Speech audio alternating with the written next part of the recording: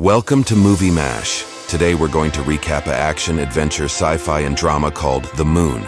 Please don't forget to subscribe for more interesting recaps. In 2024, the Korea Aerospace Research Institute, KASA, launches a crewed mission to the moon to join the nations that have successfully landed on it. Unfortunately, a technical glitch causes the spacecraft to explode during landing, leading to the death of all astronauts. This incident shocks and disappoints South Korea. Fast forward to 2029, and South Korea is making another attempt to send 3 astronauts to the moon, aiming to restore its reputation. The 3 astronauts, Commander Lee, Cho, and Hwang, undergo intense training to ensure a successful mission and avoid a repeat of the previous tragedy. Before liftoff, the astronauts share their thoughts with the public. Lee expresses his intention to decide on a name for his unborn baby girl while looking at Earth. Cho dedicates the mission to his wife and son, and Hwang aims to fulfill his deceased father's dreams.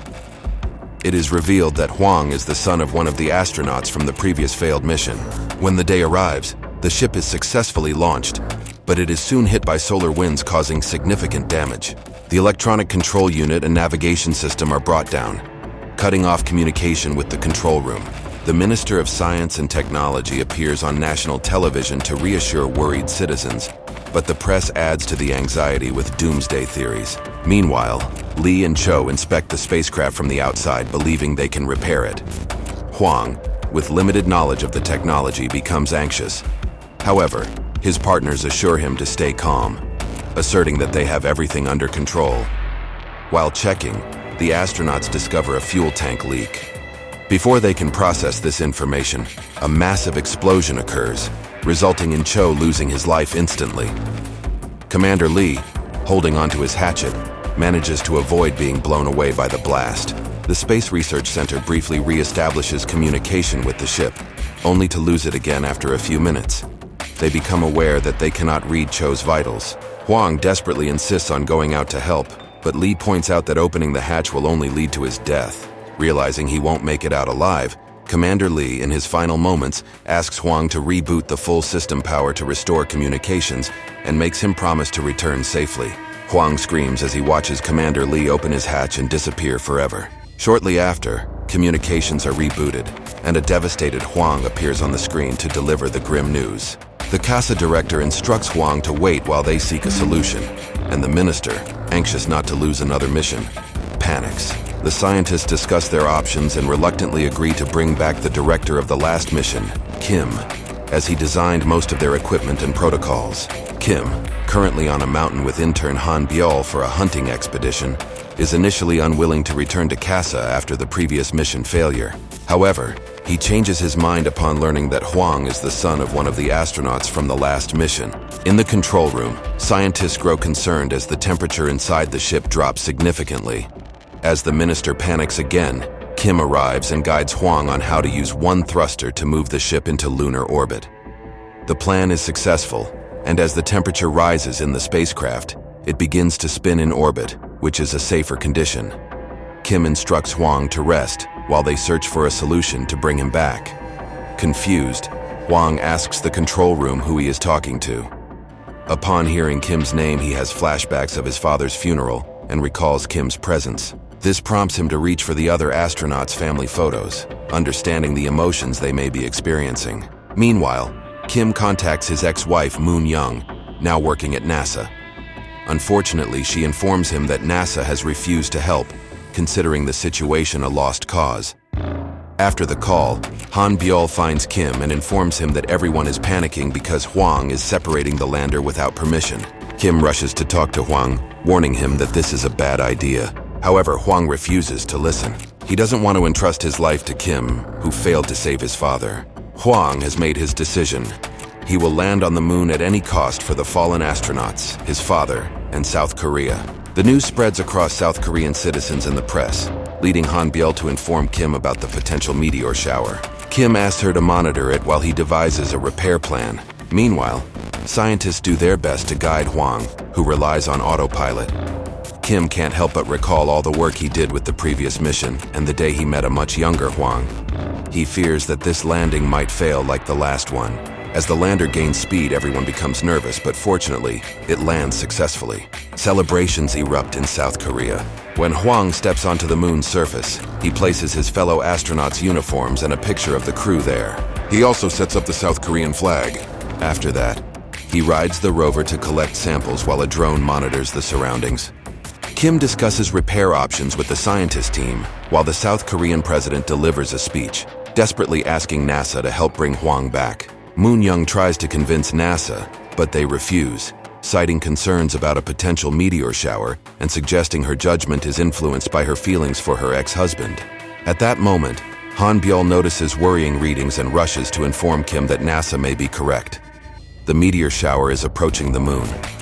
Meanwhile, Hwang proudly reports that he has collected all the samples, including ice from beneath the moon's surface. He dismisses the radar readings, believing there is no meteor activity. However, the area starts shaking, and meteors begin falling around Hwang, sending him flying. The scientists urgently instruct him to get inside the lander, but Hwang tries to escape on the rover. A large meteor creates an explosion, trapping the rover in a crater. Against the director's wishes, Kim asks a scientist to reset the spacecraft's module system with a new code he designed, effectively repairing the module and restoring power to the ship. Meanwhile, Hwang calls for his drone, using it to lift himself out of the crater. He runs among falling meteors and manages to get inside the lander just in time. The lander takes off successfully, and the next step is to connect it to the command module. They rely on autopilot again for the docking, and fortunately it goes smoothly. However, before Hwang can transfer to the main ship, a meteor hits the spacecraft, causing significant damage and sending it into a rapid descent. Kim instructs Hwang to switch to manual mode, but the lander's intense shaking makes it impossible for him to reach the controls. In the midst of the chaos, Hwang accidentally inhales ammonia, feeling dizzy. He attempts to reach for his helmet, but it's too late. Hwang loses consciousness, the lander crashes, and all communications with the control room are lost. The computer cannot detect Hwang's vitals, and after 4 hours of failed reconnection attempts, Hwang is officially declared dead. News outlets cover yet another failed mission, and devastated by the loss, Kim returns home, contemplating self-deletion due to the overwhelming sense of failure. However, Han Byul intervenes just in time. At that critical moment, Kim receives a message from Moon Young, informing him that Hwang is still alive. Moon Young knows this because NASA's station intercepted the radio messages that Hwang is attempting to send to his own space station. Moon Young provides Kim with the code to access the frequency, prompting him and Han Byul to quickly gather some old equipment from the observatory. They successfully intercept Hwang's SOS message, and Han Byul immediately begins recording it. Kim communicates with Hwang, learning that he has limited power and oxygen left and the meteor shower is ongoing. Kim instructs Hwang to stay in the lander while he figures out a way to help. Suddenly, a helicopter appears. Han Byul had called an emergency service, falsely claiming that Kim was experiencing a heart attack to expedite their arrival. The helicopter transports Kim back to CASA headquarters. Simultaneously, Han Byul posts Hwang's SOS message on YouTube, where it quickly goes viral. While Hwang does his best to tend to his wounds with limited resources, Han Byul keeps him company by talking to him through the communications. However, her attempts to analyze him based on online articles end up annoying him. With the viral audio garnering global support for Hwang, people worldwide pressure NASA to provide assistance. The NASA higher-ups become suspicious of Moon Young, thinking she leaked the information. However, before they can check her phone, they receive a call from the White House. Despite Case's efforts, they manage to re-establish communications with the lander. However, the minister is unhappy, arguing that reviving Hwang publicly is futile if they cannot bring him back. As the meteor shower intensifies, Kim is concerned about moving Hwang to a safer place but is uncertain where to relocate him. The good news arrives from the USA. The White House orders NASA to assist Hwang, spreading to news outlets worldwide. The American Lunar Station and Moon Young collaborate with CASA to plan the details of the rescue mission. However, at the NASA office, Moon Young faces disciplinary action and is allowed to stay only for this last mission to maintain a favorable appearance for the White House. After warning them that they have only one chance, the American station prepares to dock with the South Korean ship. Hwang attempts to launch the lander again, but it fails due to insufficient space and misalignment. Kim attempts to instruct Hwang to abort the landing, but it's too late. The lander falls to the ground, rolls for several minutes, and eventually lands in a crater, destroying the docking port. The American station announces that they cannot maintain the velocity and standby, forcing Moon-young to cancel the rescue mission. Desperate, Kim tries to give Hwang ideas to get the lander going, but Hwang has given up and powers down all systems, including the oxygen supply. Kim urges Hwang not to follow in his father's footsteps, leading Hwang to confess that he discovered the truth in his father's will. His father knew about engine faults a month before the first moon mission, but proceeded with the launch due to a strong desire for success.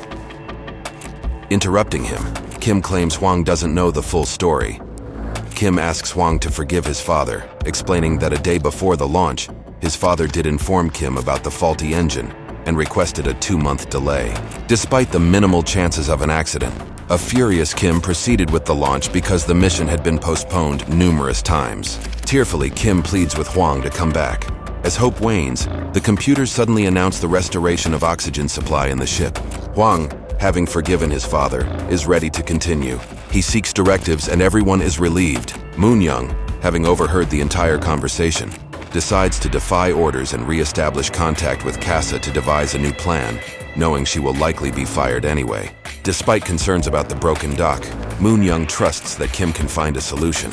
Kim rushes back to the control room, and with the scientists' guidance, they instruct Hwang to go outside and manually activate the thrusters. In an area with more space, Hwang successfully launches the command module. Meanwhile, Moon-young locks herself in her office and establishes contact with the astronauts at the American station. Moon-young informs the astronauts at the American station that there is no directive from the government. She appeals to their shared identity as astronauts, emphasizing that a call for help from a fellow astronaut should transcend nationalities. However, her plea is interrupted as higher-ups enter the room, taking her away. Meanwhile, Hwang realizes that landing on the brighter side of the moon is impossible, so he devises a plan. Gathering memories from the other astronauts, Hwang straps the drone around his body. Kim orders him to open the hatch and jump. After much hesitation, Hwang steps off the launcher, floating for several minutes. When close to the surface, he activates the drone, shaking him until they reach the ground. Communications are suddenly lost, and the control room fears the worst. However, the American station announces their approach for the rescue. Fortunately, the drone still functions and records Hwang's face when he wakes up. He hears the message and sends his coordinates to the rescuers. Images of Hwang being cared for by the American crew circulate globally, leading to widespread celebration. Despite the CASA director wanting Kim to return to his job, Kim declines and leaves to go back to his observatory. Upon Hwang's return to South Korea, the minister welcomes him with excitement, pretending to have always believed in him. Hwang is considered a hero, but he focuses on honoring the memory of his fellow astronauts after a brief speech. Hwang pays visits to the families of his fallen crewmates, delivering items he rescued from the ship. He informs Lee's wife that the commander had already chosen a name for the baby, and shares with Cho's son that his father is now on the moon. A month later, it is announced that the International Space Committee permits South Korea to join as the 9th country. Moon-young becomes the first female director of NASA, following an order from the White House. In the observatory, Kim welcomes a teacher and her class of enthusiastic kids to learn about space. An employee, dressed as an astronaut, demonstrates the suit. When the helmet is removed, Kim is shocked to see that it is actually Hwang. The two men share a salute in mutual respect for the challenges they face together. Thank you for watching. Please don't forget to subscribe for more interesting recaps.